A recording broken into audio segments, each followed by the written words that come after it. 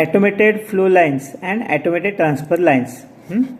We'll discuss in today's lecture. So an automated flow line consists of several machines or workstations which are linked together by work handling devices that transfer parts between the stations. The transfer of work parts occurs automatically, and the workstations carry out their specialized functions automatically. So you can see in a figure, you can see this figure, the flow line, inline type. So flow line can be symbolized. So you can see in a figure, the starting base parts, there are workstations. So there are 1, 2, 3, then n number of workstations are there, and finally completed parts. So n is a number of workstations. Then mechanized work transport system is there. So this is a mechanized work transport system, and these are different workstations, and the last is a completed part. Okay, these are some symbols. In last lecture also we discussed these symbols, but as this is very important, I am repeating the same thing in this lecture also. Then we will continue with new more things. Okay, so symbol, so work head. So this left side is this symbol shows the work head. This is a work head, and this is a machine tooling. Machine tooling. Here this is machine tooling in work head. So here X X X X or Y Y Y. So here X X X are the processing stations, assembly stations, inspection stations, and sorting stations. Here, so these are this is a symbol used for these stations, and Y the manual and automatic. Here, so there are some these symbols you have to write there. Okay, so this arrow mark shows the material handling system. Arrow indicates workflow direction. Then about work part, so the circle, blank circle is a raw work part. Circle with one line, that is partially processed part. Circle with two crossed lines, finished parts. And this is a storage of partial processed parts. This symbol is storage. This is a storage of partial processed part or storage buffer. And this last line, arrow mark with dotted, so it is a data or information flow lines. These are symbols used in production system diagrams. We will use these symbols wherever required in workflow diagrams. Okay.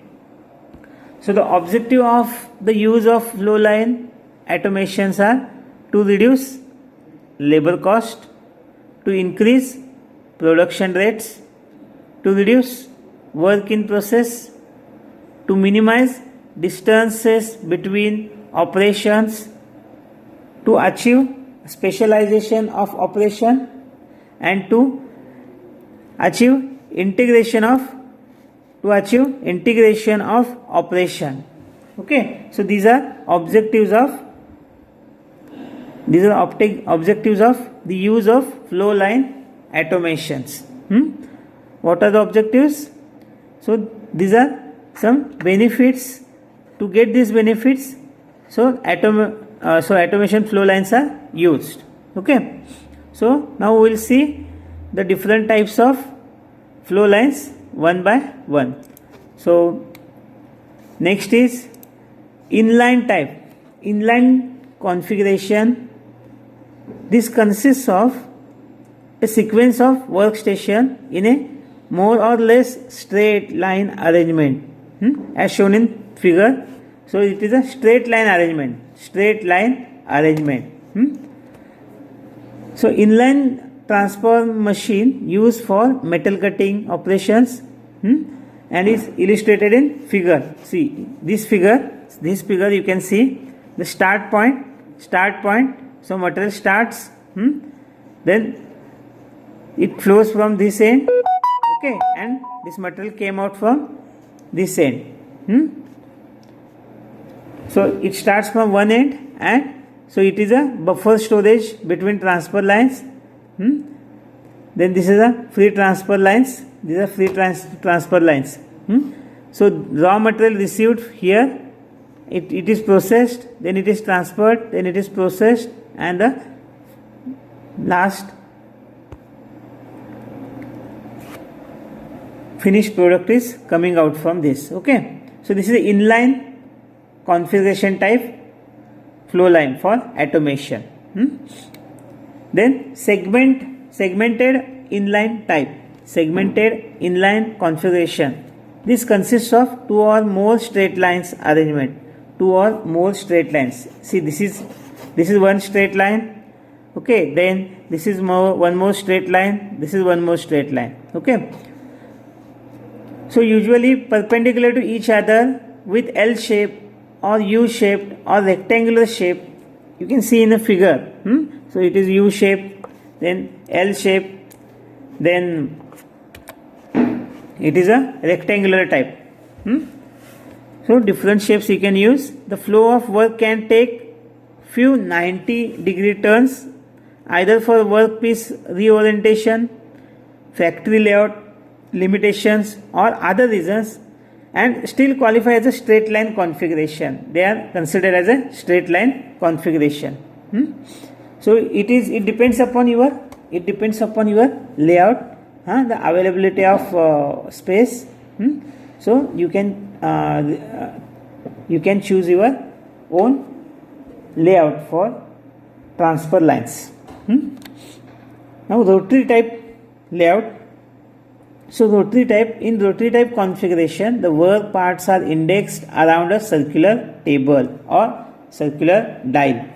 Here you can see this is a circular table, and around the circular table there are several machines. Suppose this is a circular table. Okay, around the circular table there are several machineries. So workstations are stationary and usually located around the outside periphery of the dial or circular table. The parts ride on the rotating table and are registered or positioned in turn at each station for its processing or assembly operation. So this type of equipment is often referred to as an indexing machine or dial machine. Okay, indexing machine or dial index machine. Configuration you can see in a figure. So there are rotary table. It is a symbolic diagram is also shown at the left side, and at the right side actual diagram is shown. So this is about rotary type flow line. Now we will discuss different methods of work part transport. The transfer mechanism of automated flow line must not only move the partially completed work parts or assemblies between adjacent stations, it must also orient and locate the parts in the correct position for processing at each station. म्हणजे फक्त material एका स्टेशनपासून दुसऱ्या स्टेशनला transfer करणं partially किंवा fully किंवा असेंब्लीसाठी एवढंच महत्त्वाचं नाही आहे, तर एखादा पार्ट करेक्ट लोकेट करणं हे सुद्धा ट्रान्सपोर्टच आहे. In general, the methods of transporting workpiece on flow lines can be classified into three main categories. It depends upon your application, that is continuous transfer, intermittent or synchronous transfer, and asynchronous or power and free transfers. So there are three categories of flow lines for transfer of works. So the most appropriate type of transport system for given application depends upon some factors. आता ह्या तिन्हीतली कोणती निवडायची, which method you are going to select for transfer, continuous transfer, intermittent or asynchronous? It depends upon some factors. So the type of operation to be performed, the number of stations on the line, the weight and size of the work parts, whether manual stations are included on the line, production rate requirements, balancing the various process times on the line. So these are some factors. Depends on such factor, you can select transport method or transfer mechanism. Okay, so what are different transfer mechanisms? So there are two main mechanisms: linear transfer mechanism and rotary transfer mechanism. So linear transfer mechanisms are classified as walking beam systems, powered roller conveyors and chain drive conveyors, whereas rotary transfer mechanisms are classified as rack and pinion, ratchet and pawl, Geneva mechanism and cam mechanism. Okay, now we'll see linear transfer machines. Linear transfer machines, the commonly used linear transfer mechanisms already we discussed, that is, first is the walking beam transfer bar system, the powered roller conveyor system and the chain drive conveyor system. So this general type of transfer system can be used for continuous, intermittent or no synchronous movement of work parts. So in the non-synchronous motion, the work parts are pulled by frictions or ride on an oil film along a track with the chain or belt providing the movement. It is necessary to provide some sort of final location for the work parts when they arrive at their respective stations. So we'll see each transfer line one by one. The first is walking beam transfer bar system. Walking beam transfer bar beam system. So here, with the walking beam transfer mechanism, the work parts are lifted up from their workstation locations by transfer bars. See here, the transfer beams are there, then fixed station beams are there, then next to locate the workpiece in the station and workpieces are there. So these are transfer beams, fixed transfer beams and fixed stations. So motion of transfer beam. So motion of transfer beams. This is also motion of transfer beams. So here what is important is the transfer bar then lowers pans into nest which position them more accurately for speed and accuracy. The motion of beam is most often generated by a rotating camshaft powered by an electric motor or roller movement in a profile powered by hydraulic cylinders. Okay, so this is fitted in a next. What happens?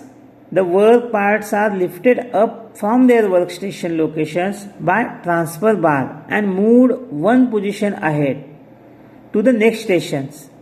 Then transfer bar then lowers the pans into nest which positions them more accurately for speed and accuracy. The motion of beam is most often generated by a rotating camshaft by an electric motor or roller movement in a profile powered by hydraulic cylinders. So this is about walking beam systems. The second system is powered by roller conveyors. Second system is roller conveyors. So this type of system is used in general stock handling systems as well as in automated flow lines. The conveyor can be used to move pans or pallets processing flat riding surfaces. You can see the flat riding surfaces. The rollers, these are rollers, can be powered by either of two mechanisms. The first is belt drive, in which a flat moving belt beneath the rollers provides the rotation of the rollers by friction, or chain drive. You can see the chain drive. Here you can see the chain drive. So chain drive is a second common mechanism used to power the rollers. Powered roller conveyors are versatile transfer systems because they can be used to divert work pallets into workstations or alternate tracks. Okay, so here side there is a fixed guide, here there is a fixed guides. There are fixed guides and rollers are there, they are rolling, and this rolling transfers with the help of either chain drives or belt drives. These are fitted in that sprocket. The sprocket is there, the chain is there, and it is fitted in that particular fixed guide. And it makes that rollers to roll.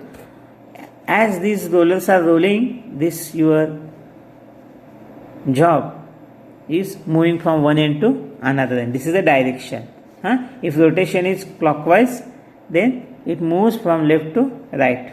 So in running, nip point is there. Okay. So this nip point, so as this chain moves, this particular sprocket engages to that chain and it starts rotating.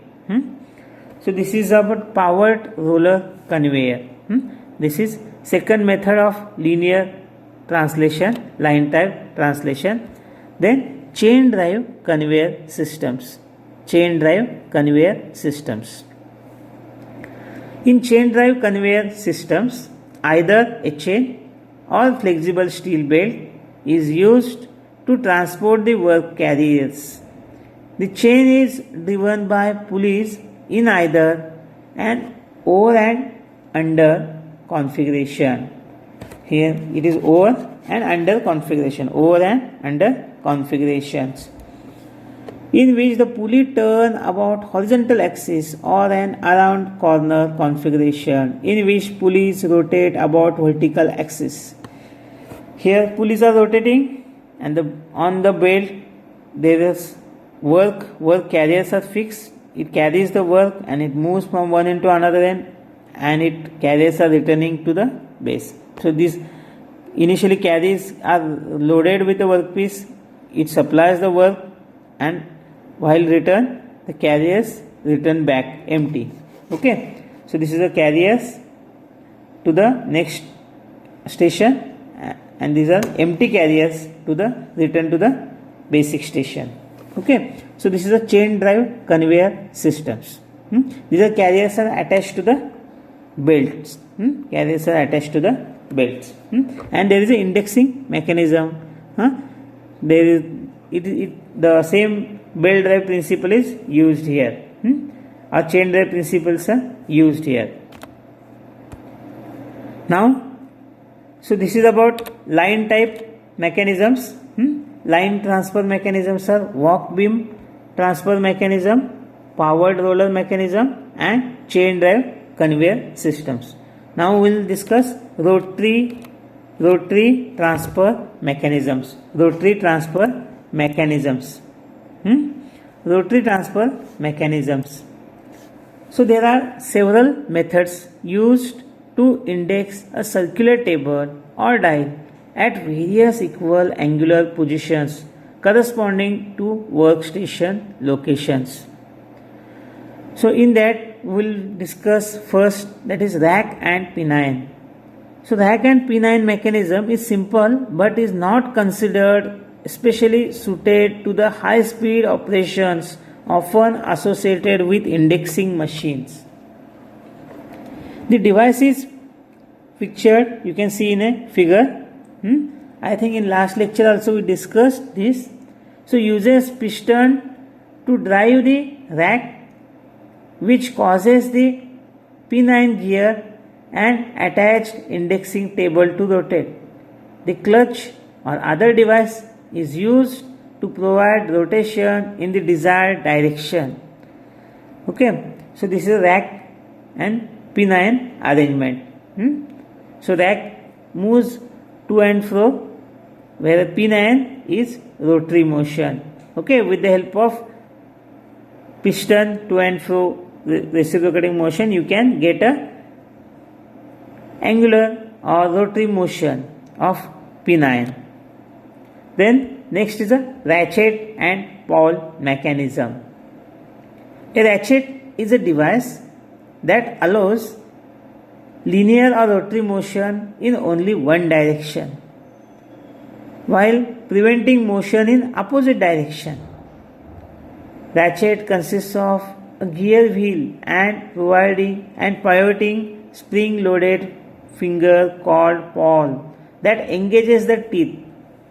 So either the teeth or the pawl are slanted at an angle so that when the teeth are moved in one direction, the pawl slides up and over each tooth in turn, with the spring forcing it back with the click into the depression before the next tooth. When the teeth are moving in the other direction, the angle of the pawl causes it to catch against the tooth and stop further motion in that direction. So this figure shows the ratchet and pawl mechanism. Ratchet and pawl mechanism. This is ratchet and this is a pawl. So it provides only rotation in one direction, but it prevents rotation in other direction. Okay. Here it is pivoted. As you rotate this, it allows to rotate in anti-clockwise direction. But when you try to rotate in clockwise direction, then it prevents that. This sharp edge prevents the rotation. This prevents the rotation. Okay. So this is about ratchet and pawl mechanism. Similarly, Geneva mechanism is used. So this first two mechanisms, ratchet and pawl mechanism and pin-iron mechanism. These previous mechanisms convert linear motion into rotational motion. The Geneva mechanism uses continuously rotating driver to index the table. Okay. As pictured in figure, you can see these figures. So there is driver and this driven member attached to the work shaft, workable shaft. Then this is the motion of driven member during each rotation of driver. Here pin is attached to the driver. This is driven and this is driver. Pin is attached to the driver, enters the slots to index driven member.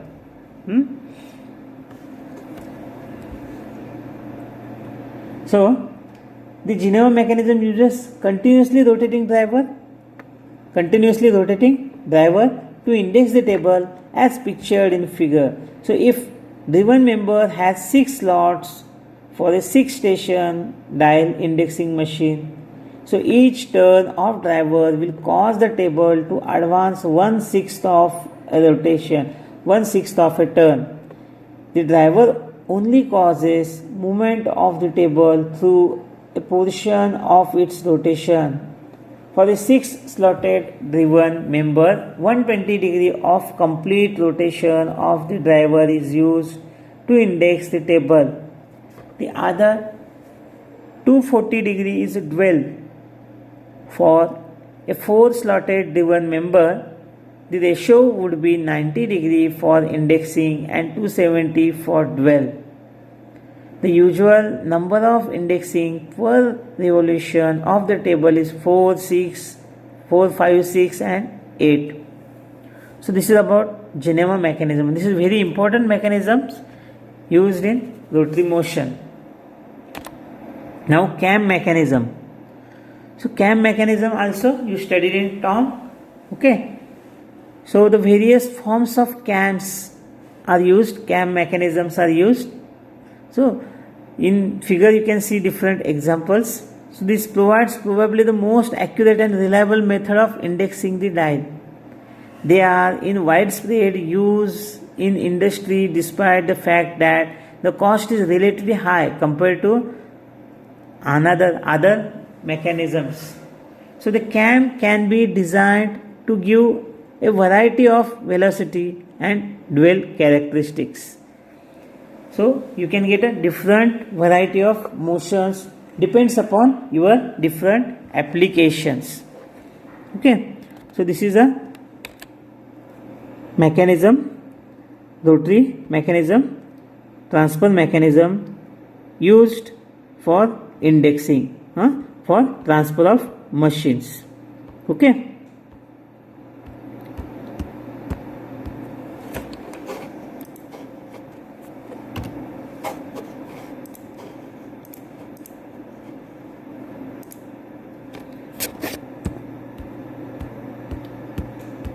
Okay, thank you.